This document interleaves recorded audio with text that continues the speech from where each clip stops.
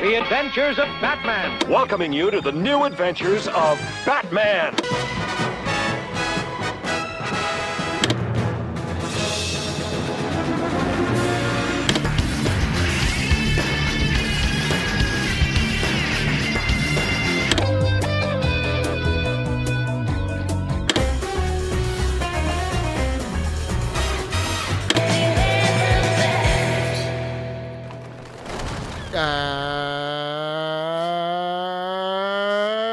And hello, everyone out there in BOF land. That's the first time that's ever happened around here. Welcome to episode 17 of BATMANIMATION. I hope I said that right for Ryan Lauer. I am your host. I am Peter M. Verra, and today I'm joined by Ryan Haas for episode 17, and we're going to discuss one of my favorite episodes of Batman the Animated Series, Old Wounds. And if we're going to talk Robins, I got to get Drake in here because he's a big part of this episode. I'm a huge Grayson fan. He's a huge Drake fan. So if we're going to do this, we're going to get the two Robins together. We're going to do it right. Haas. Yes. I love this episode start to finish. It's probably one of the deeper episodes of the entire series, I think. And I think it covers something that is an integral part of Batman and something that's not really talked about a lot anymore. It's Dick Grayson being, air quotes, fired, or in this case, quitting as Robin. I always thought it's an interesting topic. You have the traditional firing where Bruce fires him out of, love and I can't lose you, yada, yada, yada, to the more modern age of Dick being fired because of insubordination, basically. And then the BTAS version of Dick quitting over just his distrust of Bruce over the years, and it's reached its boiling point, and it's time for Nightwing. Out of those three, I've read all three, right? I gotta say, I gotta give it to BTAS here. I think they interpret the firing of the different ways of I dig Nightwing. it. Like it just okay. Because when it happens on that rooftop, I mean, we're just digging right into it because you guys all know the meat and potatoes of this episode. Mm-hmm. When it happens on that rooftop, I mean, I get choked up still to this day. Mm-hmm. I can't help it. I just do. I'm already like I'm tearing when Dick. That's it, Batman. I quit. And he pulls the mask and the cape, and you're just like, and he punches Batman. And he punches Batman, which is like, first of all, like before taking this cape. Yeah, we're all Batgirl in that instance too. Everyone has great moments throughout the episode, and Batgirl is no exception. Yeah. But man, it's definitely a part of Batman's history that I feel has not been talked about recently. I don't know about you, but that whole moment, because we're so used to, I mean, we're how many Robins away from Dick Grayson, like, for being fired as Robin, right. Damian's on his second run right now. Right, he's been killed and resurrected and changed identities and back to Robin again. So it's a piece of history I think that should be revisited. I mean, being that Dick is the first Robin, but not only that, it's because like this Batman Adventures, not Batman Adventures, the new Batman and what do they call the new Batman Adventures? So like it's all BTAS, man. It's all BTAS. It is, but the whole conceit of changing from one style to the other, Batman the Animated Series, for all intents and purposes, was done, and then that creative team moved on to Superman the Animated Series, and then as part of Superman the Animated Series, they were able to bring back BTAS, and like I think was it part of Superman's second season or something like that? Somewhere along the lines, they did a crossover. Yeah, they did the World's Finest crossover, but like as part of that, they got to make it an hour block and bring back BTAS. But then that's where you got the new art style, the new look, as it were. And as part of that, it wasn't just more BTAS. It was they moved the continuity forward, and they interestingly started the series out with a new status quo, and they filled the gaps in here and there as the series went on. And this is one of those episodes, Old Wounds. And for my money, I wish they had 5 more episodes like this in that, because I feel like that series doesn't quite it doesn't quite reach the promise of it overall, in terms of like that because for me, I thrive off of that like deep Batman comic history lore. So like Old Wounds fits that bill. Over the Edge definitely fits that bill.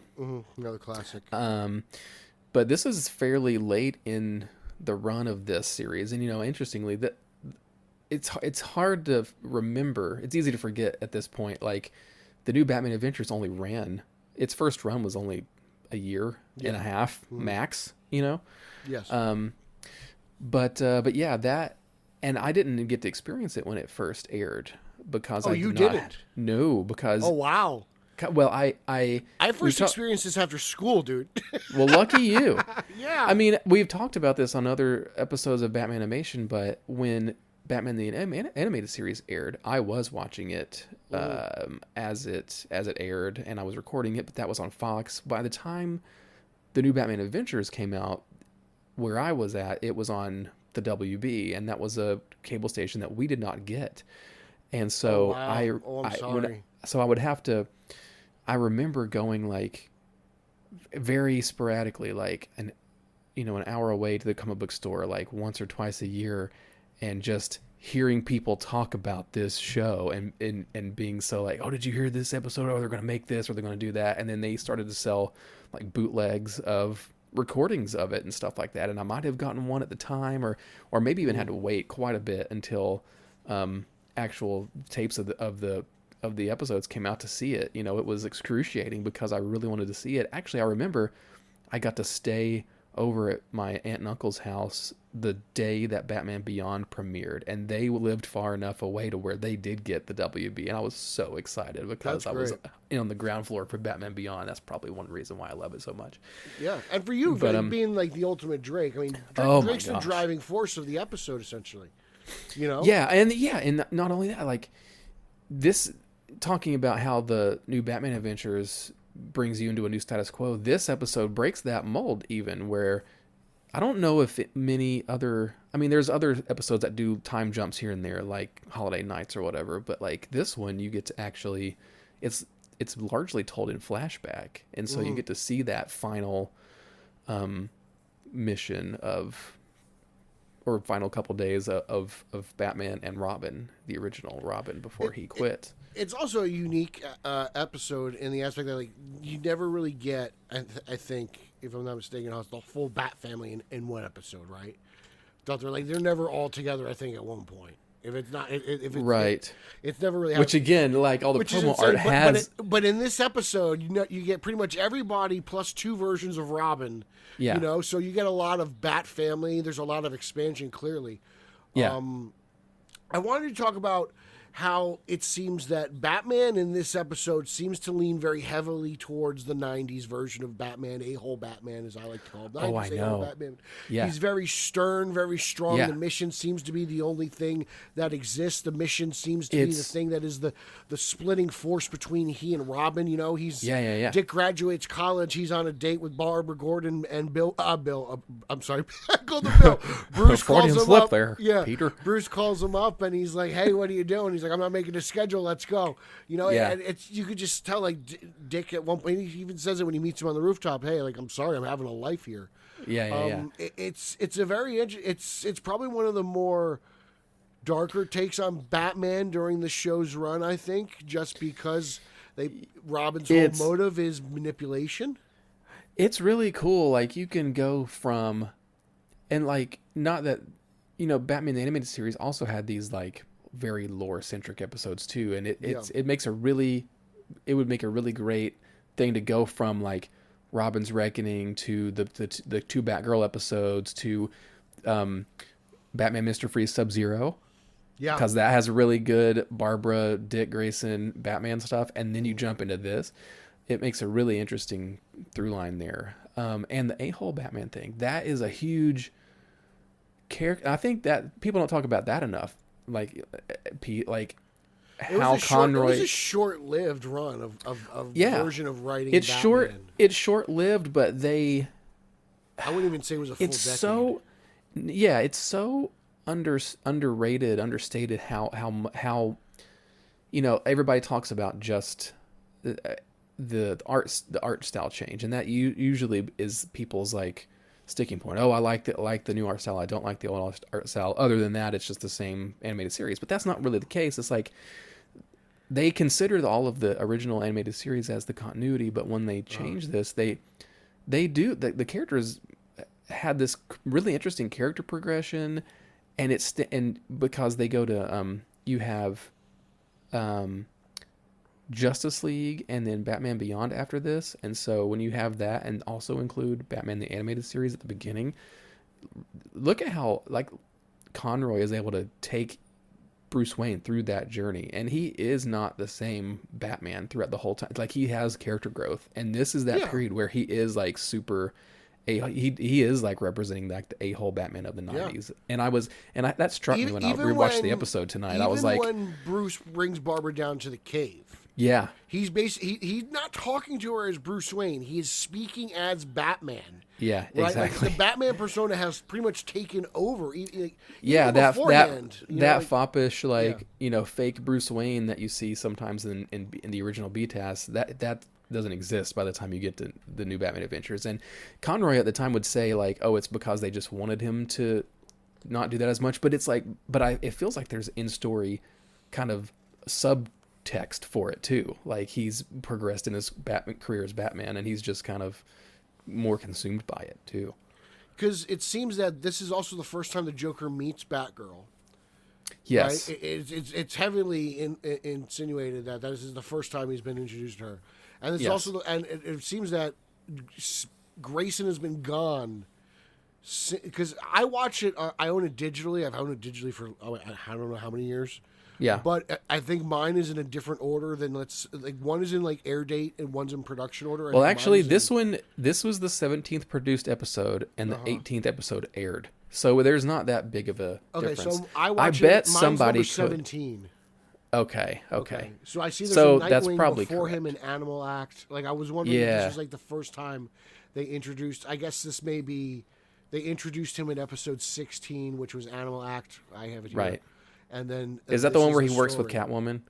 I don't know. That seems to be Cult of the Cat. Seems to be before that. Oh, okay. But it's I'm sure somebody and then that's the thing too, like the new Batman Adventures jumps around there's this continuity, but it jumps around the continuity a lot, and you have to kind of pick like where is this happening. Like the first episode of the series is Holiday Nights, I believe, and you're like, well, where is this happening? I'm sure somebody has taken all the episodes and like rearranged them in like a chronological watch order somewhere. That would be kind of an interesting experiment, I think. That's not a bad idea. I mean, it's just, I don't know. The show's like so timeless. I feel like it tells its story the way it's supposed to. Yeah. Right? Like it always, as I got older and like and even like in the comic books, like Grayson becomes Nightwing for God knows how long now. Like there's not a whole lot of Batman and Dick Grayson stories out there for me to read that aren't so a product of their time and absurd. You know what I'm saying? Right. So like BTAS has such a huge like moment in my heart for what I call classic Batman and Robin. Oh yeah, it just is. For sure. Even more than 66 for me. It's BTAS. 66 is up there, and retroactively I've gone and I've watched that, and I can appreciate that. But that's still a product of its time. Like I almost that's like I lumped that in with the comics of the time. You know? Well, it stands out these days when that happens. Didn't we Yeah. have like the Robin and Batman series, and there was that one issue in Tom King's run that was really good. And, Yeah. You know. So to see that, to get all this together, and then to get the answers, right? Like what was Dick been doing since then? And like, I don't know, like the mullet's an interesting choice. Like it was an interesting choice in print as well. It's just funny. They tried. Design wise for Nightwing, they like got the more modern costume with the mullet, more 80s as personal as human aesthetic. I think the design for Nightwing overall in BTAS is perfect and classy. Like it doesn't. It's not too much because the blue is so bright. I think I don't miss like the gauntlets from like the I'm missing a name. Give me a name. You know, from the early days. Like he used to have the gauntlets on the above the shins and around the wrists. Like I don't mind in him not having all the flair. I like that. Yeah, I mean, and it's just I more also like when more Robin calls him animation out on friendly. it too, the long underwear. Like he knows how to jab Grayson. He gives him a Batman jab, and Grayson falls right for it. Yeah, yeah, and I love how into and that is, even though like the Tim Drake of the new Batman Adventures is more of a like he's kind of half Jason Todd, half Tim Drake. It is super Tim Drake at the beginning of the episode when he's kind of chastising Nightwing, being like, "You're like Batman," and Nightwing says, "No, I'm not," and he points out all the ways that he's saying exactly what Batman said, and that's a very Tim Drake thing to do. And I think this episode does a good job of what I always thought there was a nice like brother relationship between Grayson and Drake. Mm-hmm. From print, like that translates really well here. Mm-hmm. You could see like Grayson can just take him under his wing, you know. Whereas, obviously, there's like you said, there's a whole character missing in between the two. But in print, like you could just Jason just wasn't, as a Robin, like this conversation would have went totally different if it was Jason. Right, like this whole story would have went differently. Jason probably would have been a little bit more aggressive as Drake is trying to bring the two together. Because hey, what happened to you, Batman and Robin? You used to be the greatest. Like, that's how I feel. Like as I'm watching this, and like I said earlier, like when Grayson fights him and punches him and knocks him out, it tears me up. But then at the end, are you coming? And Grayson joins with him, and they fly off. Like I get just as teary-eyed. That's probably why the Lego Batman movie makes me cry every time I watch it. It's because like that's Dick Grayson, and he's got to be like, Batman, we're a team, and they have all those songs. Like we're both the same. I'm Dick Grayson, you're Bruce Wayne. That whole song's really good. I have that. My daughter loves that whole soundtrack. Are fantastic. I know it's on autoplay in the car. And I will say this as well. Like this episode points out something, and like this is where I get mad at fanboys because they get mad at the wrong thing. Grayson and Babs are a thing here. Well, they are. They were like they are in. Later they are on, in. It's Grayson and Bruce. I mean Grayson. Whoa. It's Babs and Peter. It's Babs and Bruce. Like they so Tim Well, they planted the warned seeds of you that that the here. Killing Joke is coming with Babs and Bruce. Oh, I know. Yeah, like, and that's kind of like you really see that in this, and you kind of wonder, like, you see Barbara and Dick Grayson kind of together in Sub-Zero, and see you can see that trajectory, see that going, and they have a lot of interactions too, like in I think some of the Batgirl episodes in the original BTAS too, right? Like they're pretty snippy at each other from what I remember. Yeah. But then Batman works with Robin and Batgirl, Tim Drake, Robin, and Batgirl a lot, and you kind of wonder like, oh, well, where's Nightwing? What's going on? He's more with Batgirl, and you see that the seeds of that in this, and I think even in Batman Beyond, you kind of also get the hint that like, oh yeah, Bruce and Barbara were an item too, and this is the beginning of that, where like Dick Grayson kind of shuts him out and or shuts everybody out, and it kind of leads to this Batgirl semi-romance, and they really explore that even more, like to how how much canon it is up to you, but they did do the Batman. What was it? It was like Batman Beyond. It was one of the Batman Beyond 2.0 ones where they brought the Phantasm back, and that was also one of the storylines where they had. Yes. Okay. They had. I think Barbara was pregnant, maybe with Bruce's. I don't remember child or something. Like they really went for it there. Yeah. But it's happened. So like. I guess the Killing Joke was just a little bit more provocative, but I laugh because it's just. It was a less earned than this was, I thought. Yeah, but Barbara Gordon for some reason dated Dick Grayson and Bruce Wayne throughout the BTAS run. Yeah. Oh, it wasn't a good decision in my opinion, but yeah, like you can see, like he was ready to just kind of move on and kind of start his life with Barbara at one point throughout this episode. Like Grayson's ready to be retired from Robin to begin with. He's almost very Nolanized in a way, right? Like he did it. He did his mission. Yeah, well, he's just like, I'm not. The more that he does it, he realizes he's not Batman. It doesn't want to end up like Batman. Yeah, and he's struggling with that.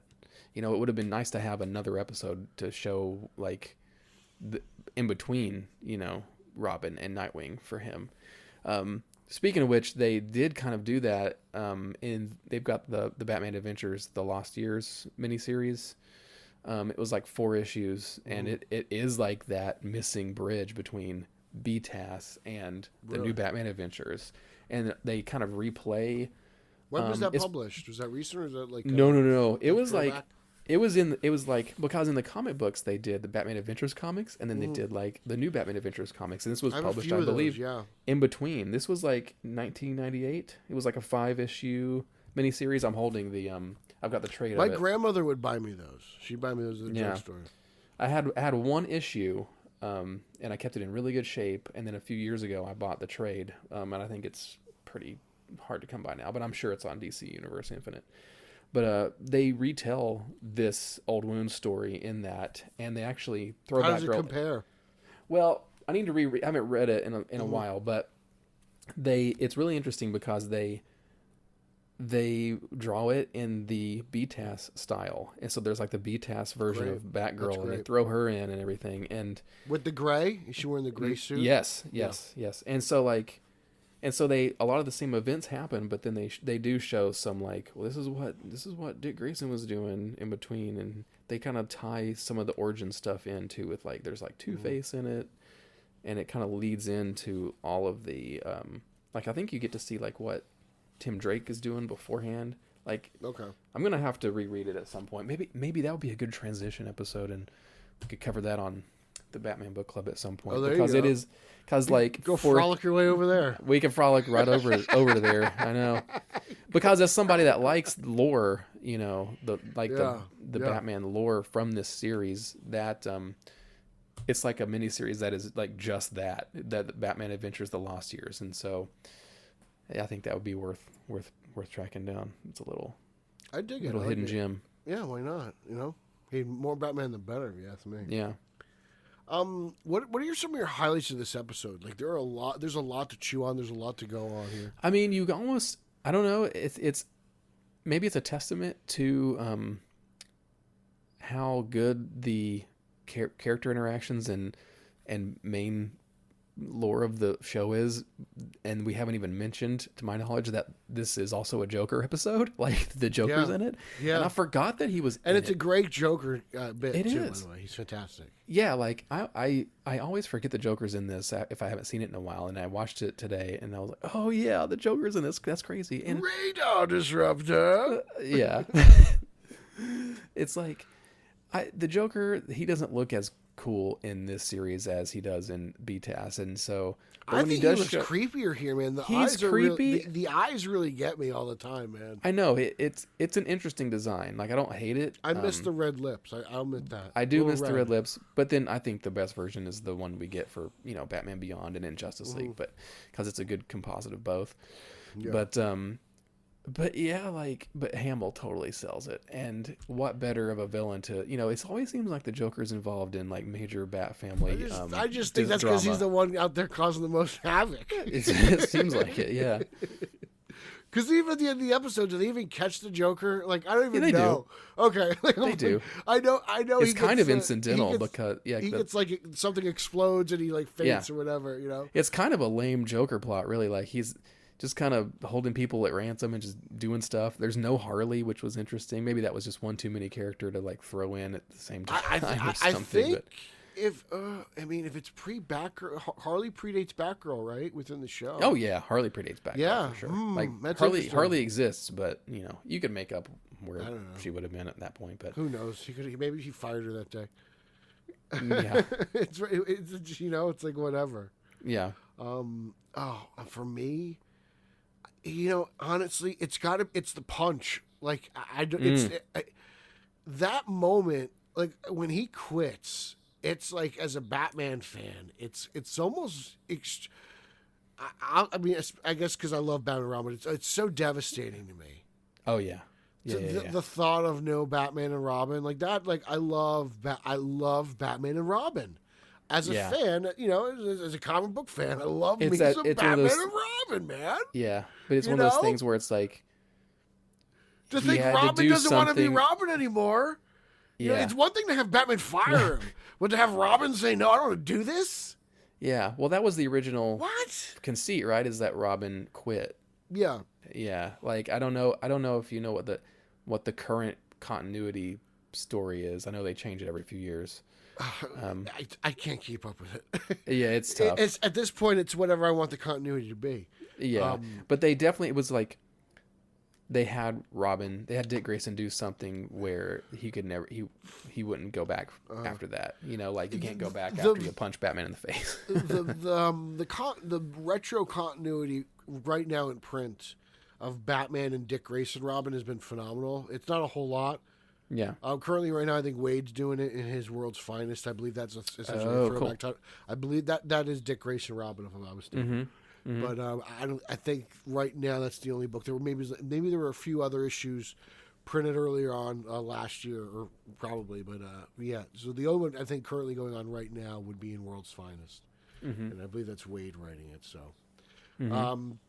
No, it's yeah. To have Robin not want to be Robin is just devastating to me as a fan. It just is. I love me some Batman and Robin, dude. There's nothing that gets me more excited for Batman stuff than the dynamic duo together. To me, they're always going to be like a joint project. I mean, you think that's sad? Just watch, Batman Beyond: Return of the Joker. That's just downright depressing. Yeah. No. Yeah. Can you imagine being you brought this up the other day as we were talking about doing the show. There's a line in that episode. It was like, "Oh, you should dig up Nightwing." Yeah, he got stories. Yeah, and it's like, well, I would imagine this is one of them. When they're talking about that, I always thought Old Wounds was one of those stories. That Sure, they were talking about. you could say that. Yeah. Yeah, and that's like, that's why I love like just that whole. Oh God, that's great. Yeah. I'd love to talk more good Batman Beyond instead of bad Batman Beyond. Well, Return of the Joker. I mean, Return of the Joker would be such an interesting episode, especially because it's got the two versions. Yeah. Do you own both versions? I do. Yeah. Imagine being a 13-year-old Batman fan in 2000, being like, I have to get this. Trying to hunt this down. I didn't hunt it down until I was in my 20s, though. Yeah, well, I was day one. Day one, looking at the internet, freaking out, like knowing that it was getting altered before it got released. Boy, that was the original Justice League debacle. That was the original Snyder Cut. I was like, hashtag. I didn't even know what hashtags were, but I would have made a hashtag campaign. Release the uncut Batman. You know what? I'm watching the episode now as we're talking about it, and I've just reached the part where Robin, Robin reaches the building at the end with the radar disruptor, and I love how Robin's riding around the old school BTAS I know the Bat Cycle, like but they reinterpreted Batman's it. got the new found Batmobile, which I didn't like as much. I thought that was interesting. Yeah. But, because this is like the only episode where you get like that original Robin outfit. So they had to reinterpret the BTAS costume. I loved it. This is great. But it's such a really interesting transition episode, between the two. Oh, it's just man. And maybe it's just me, but it felt. More. I'm with you. I want more of these. Maybe I know. Maybe it's just me, but it felt like when they were in the flashback that like some of the architecture and the cities felt more like BTAS than the new Batman Adventures. But maybe that's just me. But I don't know. It just felt like it was closer to a step back than other modern episodes. Maybe like the skylines were slightly different or something. I don't know. Yeah. Seemed intentional to me. Man, I love Robin. Robin's great. It's Lauren Lester's so great. Like it was great meeting him. Yeah, when did you get to meet him? For Batman Beyond, the one before you came up. He wasn't in the Beyond one. He must have. So then it was then it was the BTAS got the Blu-ray release then. Okay. That's supposed to be what it was. But yeah, he was great. Yeah. I mean, like, and not necessarily, like, just because you play Robin doesn't necessarily mean, like, you'll be a great Nightwing. But it was great that he's already grown, adult, established voice actor when he's played Robin, so he could just give him a little bit more edge and to be Nightwing. And I think it sells it, because he already had that established relationship with Kevin Conroy and his Batman, and so Conroy gets to be a little bit more a-hole Batman. Robin gets to be a little bit more a-hole Robin, which I guess is Nightwing. Is that what it is? Is that how that works? Well, I guess Nightwing has flavors, right? Like usually, like the best version of Nightwing, I guess, is the one that he's Nightwing because he wants to be not because he chooses to be, right? And because he is able to embrace his persona and be his own person, and he like is a little bit more joyful. But but at the beginning of Old Wounds, he is more like, I'm Nightwing because, F Batman. He's like the Titans. Yeah. He's basically Titans Batman. He's Titans Batman. He's angry at the world. He's more Batman than he actually wants to admit he is. Exactly. And that's why Drake calls him out. Yeah. That's like this episode. It's so much so much character work. Yes. In 22 minutes. What the heck? So well, each character. Yeah. Even the little bit of Tim Drake you get is there, but man, like Bruce and Barbara Gordon get a lot too. It's pretty crazy. Yeah, I the only thing I could say is I just want more. I love going back to BTAS, and like it's for me it's I said it's the most Batman and Robin I can normally get. For to scratch that itch, like that. This is like the only thing that's really out there. You Batman Forever does it a little bit, but it's like I kind of want them more in their prime, and that's why I love going back to BTAS. And I had to do this episode with you because you're the Drake, and Grayson's my favorite, and Grayson always have the better Robin suit. I'm sorry, that little bit of pixie boots goes a long way. You don't need. You like the pixie boots? I don't mind the pixie boots. The pixie boots don't mind me. The way Dan Moore does it, I actually think is perfect. Yeah, it depends on the artist. I would say. I don't really do. It's all right. But Neil Adams designed Drake's suit, so exactly, you can't go wrong with that. You cannot go wrong with that. Yeah, and then he was right. If I'm not mistaken, you told me this. He's named after Tim Burton. I believe so. Yeah. To appease Tim Burton. I'm sure he's so happy that Robin's named after him. He probably doesn't even know. Probably not. He doesn't even know. That's too funny. I just love how this creative team is able to take these big character moments and kind of boil them down to like really base level, like emotional events, and I think that they're able to, and to me they're just echoes of what makes Batman, what created Batman. It's this criminal act where he sees his parents gunned down. Like, well, what breaks up Batman and Robin is this like moment where Dick Grayson is seeing Batman kind of lose himself and almost beat this guy in front of his family, and he sees the little boys crying and stuff and realizes like they're going too far. And then that brings me straight to like, well, why does Batman stop being Batman? And you go to what happens in the first episode of Batman Beyond, and they're able to really just like take these, and then some of the things that happen in Return of the Joker. They were able to take these emotions and just really play them really straight. And use expertly the whole show. And like expertly use the format of animation to get their story across. You're sitting here, you're going all deep and everything, deep and diving, you're analyzing. And I'm sitting here like, I just love seeing Batman and Robin fight. It's just. It's cool. Like animation wise, I saw all kinds of fun little flares too. Like like when the Joker's up on the roof, and I forget exactly why or what happens, but like a plane goes overhead or something starts blowing up, and one of the goons like starts shooting a gun like at Batman, and then Joker is behind him and it's too loud and he puts both of his fingers in his ears. Like, that's such a cool touch that I don't think that like somebody that didn't care about it would have done, right? Like they really trying to there's a lot of love in here. There's a lot of love in here, man. Yeah. This whole episode, you can't cover this topic without loving these characters. You just can't. You can't fake this, because first of all, it's something that's not really, like we said earlier on the show. This isn't something that's really talked about. We're so many Robins from Dick Grayson that his departure of Robin, it's almost forgotten. He's more thought of as Nightwing at this point. There's way more Nightwing out there, I think, than there was of his time as Robin. Yeah, he's just more of an icon to the public than. And Grayson's huge. He just is. Yeah. Not many sidekicks do what he has done. Like he is. Yeah. He's the ultimate sidekick. He's his own hero in his own right. Yeah. Which, hey, like, we'll see what happens. Like, if Matt Reeves decides to put a Robin in his universe, like, that'd be interesting. if that's gonna, what that would even be. I think he's got to be a little bit more straight with it, because we've already seen the composite, if Matt Reeves can get to the old wounds part of his Batman run, I'd love to see it. My gosh. Can you imagine that? Like, I can't. That'd be really heavy. that would be crazy. Heavy. Oh, that's a I mean, we could get James Gunn. Maybe James Gunn could jump forward. We'll get a James Gunn DCU Nightwing somewhere movie. down the line, maybe. Yeah. Yeah. I'm down for that. I think that's more likely. Hey, whatever he wants to do.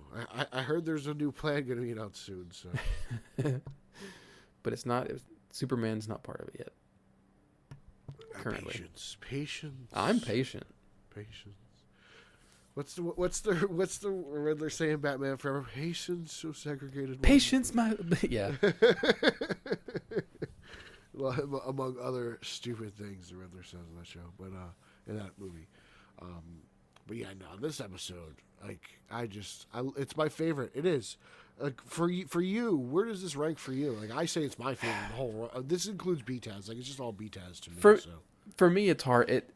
It's really hard to lump BTAS episodes in with New Batman Adventures ones. Why? Although I don't know. It's all the same continuity. It's in the same continuity, but it's so hard to rank them. I don't know, but I will say that it's hard to rank them, but it's all one episode. It's all one show. It's all one. Sure. I have to put more effort into making sure I include New Batman Adventures in the ranking pool when I think about, like, my top episodes. So this is not even like a top 10 for you? This is, yes. It is. Okay. Okay. It is. Especially if I look at the New Batman Adventures episodes, like this, Over the Edge. The good of the New Batman Adventures really stands out if you actually do look at it. Oh yeah. The good. The Legends of the Dark Knight, like yeah. There's something like Mad Love. Girls' crap. Night Out is fun. I love Girls' Night Out. Yeah, that's actually one of my favorites. Yeah, there's good stuff. There's good stuff for sure. No, this is a blast, man. There's only one person to get on this episode and talk Robin. You've been so excited I've been so excited this. to do this. I've been counting down. I'm like, Ron, you ready? Like, I was like, at Thursday, I was like, Ron, you ready for tomorrow? He's like, you mean Saturday? I'm like, yeah, man. I'm just making sure you knew. Like, oh yeah, I'm testing you, bro. Don't worry about it. Yeah. Well, it's really, you made me really want to actually dive into this. I figured it's an episode not many people would have picked. Like it's not as flashy. It's a low point, to be honest with you. Even though it ends on a high with Nightwing coming back and Dick Grayson being in the fold, like he's such an integral part of Batman mythology that he has to be there. In my eyes, Dick Grayson's got to be there. Like, he just has to be. Right. Right. So, like, well, it's hard. It's still a low point episode when you think about it. Well, yeah. If you put that spin on it, it's just rare to have episodes that focus on the Bat family specifically and their development. It's usually Batman and a villain. Like the Batman versus the Joker is like the C plot of this episode, which is very atypical. And Over the Edge is also very like that too. This almost feels more like it would be like a Fantastic Four comic book. This storyline, like it just the way it involves family and emotion and dealing with it's a very close knit, like drama filled episode. Like it feels like something like that. It's something that only like a family can go through. Obviously Batman's family's been pieced together. His second family now. Yeah. So, that's what I like about it too. It's just it's a very close knit in circle type thing. Like you said, the Joker's he's kind of like the least of their worries. Like Batman and Robin are on the verge of breaking up right now, and the Joker's got a radar disruptor. It's just fun to say that. Try to say it like how? Can you say it like Hamill? Let's see. I'd have to listen to the thing. A radar disruptor. That's not bad. I like that. I like that. It's almost disruptor. It's the way he says disruptor. $14 million. Yeah, just like, to me, the Joker. Just like, I love it's it. like, it's just And like, he holds his sign upside down, like just in those case you didn't vintage know Joker moments. just in case you didn't know who I am, I'm going to tell you the what time I Joker. knew. Exactly. Yeah. I love it. It's and he's wearing his little BTAS captain's is the hat. gold standard. It really is. It really is. Yeah. It's hard to find something that tops BTAS, in my opinion. Oh yeah. And I love, like, Harley Quinn is one of the characters that they changed the design the least between the two shows, and this Rob and because you didn't need to, and the way and this Robin is also in that same ilk. Like, he's just more angular and but just looking at the episode, like his emotions are really great. He's the force of the whole episode, because he's the one who's getting together. Like, he points out how much Nightwing is acting like Batman, which gets him to open up to prove he's not like Batman, because Batman won't talk, right? So therefore he gets to talking, and then he realized kind of Batman's kind of changed his way, because he gave what's his name the security job after he ransacked him in front of his kid. And now tell me, be honest with this. Unless Drake does his part. That's right. Well, I'm just like, why did they have to make the security guard do, like, why did they make his accent? I don't have anything against English people. Sorry, Tom McClellan, but I'm just like, it just stands out so weird. Every time that guy talks, I'm like, wait, does he have an accent? What is this? This is so strange. Yeah, maybe, I don't know. Maybe it's to prove, I don't know, immigrants in Gotham City and stuff like that. Maybe he's not trying to find a life of crime, and then he finds a good job. So maybe it's trying to like that American dream type thing. You know what I'm saying? Like, it just seems like every once in a while, like, Gotham does that, because it's like, oh, they work by the seaport and they steal things. Like, right? It just feels kind of like an early, like, Ellis Island stereotype a little bit, right? But whatever. I'm with you. I can't pinpoint his accent myself, but this was a blast. I'm happy you decided to join me on this. Yes, we're gonna have to pick another one. We should. We got to do more. We got to do more. This should be our. This is the new sideshow. It's me and Hoss. We're gonna do these together. This is it. Well, I haven't picked an episode to do, but so it's up to you. Balls in your court. Oh God, but yeah, make it good. I'm down. I want something like I want so vintage many Hoss. Yeah. All right. Do your plugs. Let's go. Let's get out of here. It's this way Bill doesn't get mad, because I think this is. Oh no, 30 we're minutes. up to 42 minutes. Oh my goodness. Well, that's what I'm saying. We got to hurry it up. Time is money, bro. Time is money. I suppose so. Pew pew. The follow me on Twitter at SMB_Ryan. Follow the Batman Podcast Network at BatPod Network, and of course this podcast, Batmanimation, at, oh my goodness, is it just Batmanimation on Twitter? I believe so. Should be. I believe so. All right. You can follow me on social media. That's Twitter, Instagram, Mastodon, Zack Snyder's favorite platform, Verra, at Pete Illustrated. You can follow podcast number 1, a news-based podcast that I co-host with the champion of Long Island, Eric Holzman, Straight Outta Gotham, at straight_O_G, Straight Outta Gotham. And once again, we have a Facebook group and a Facebook fan page. Consider joining both. A lot of good stuff going on there. All the news we talk about on our podcast gets shared there as well. I also have a Spider-Man-based podcast that you can follow at Italians for Spidey on Twitter. I do that with Nicholas and Nico Caruso from Chicago, that dynamic duo in their own hometown, the father and son combo we love to debate with on Twitter.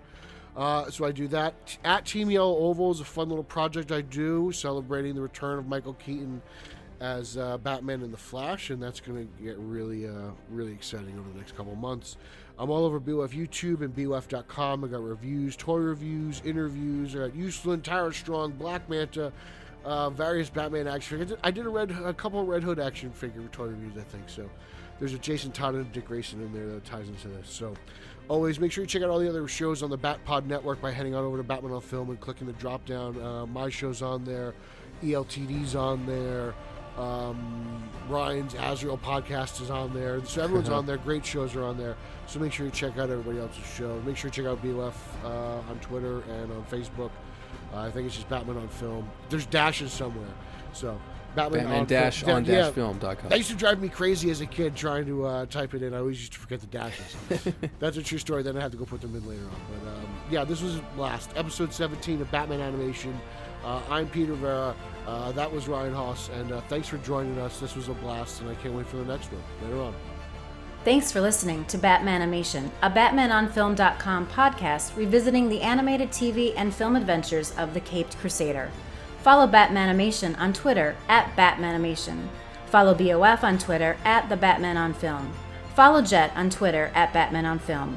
For Jet and Team BOF, I'm announcer Rachel. Batman on Film, authoritative, definitive, the original. Established in 1998.